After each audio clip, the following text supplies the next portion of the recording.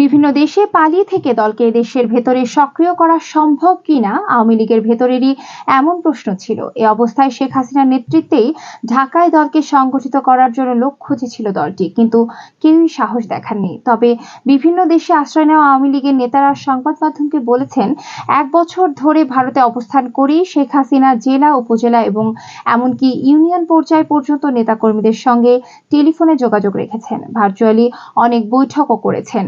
এখন সেই যোগাযোগ আরো বেড়েছে। বর্তমানে দলটির অন্যতম একজন মুখপাত্র হিসেবে কাজ করছেন মোহাম্মদ আলী আরাফাত। তিনি যুক্তরাষ্ট্রে আশ্রয় নিয়েছেন। তিনি সংবাদ মাধ্যমকে বলেন, তাদের শীর্ষ থেকে তৃণমূল পর্যন্ত যোগাযোগ বেড়েছে। তার দাবি, তাদের দল এখন অনেক বেশি সংগঠিত হয়েছে।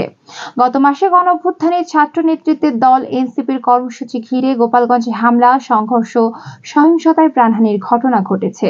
আওয়ামী লীগের নেতারা বলছেন, গোপালগঞ্জে তাদের দলের নেতাকর্মীদের সঙ্গে সাধারণ মানুষও প্রতিরোধ গড়েছিল, যা তাদের মনোবল বাড়িয়েছে। কিন্তু সেই ঘটনার পর গোপালগঞ্জে আওয়ামী লীগকেও ক্র্যাকডাউনের মুখে পড়তে হয়েছে। সেখানে 13টি মামলায় 15,000-এর বেশি আসামি করে গ্রেপ্তার অভিযান চালানো হয়েছে বলে দাবি করেন তিনি।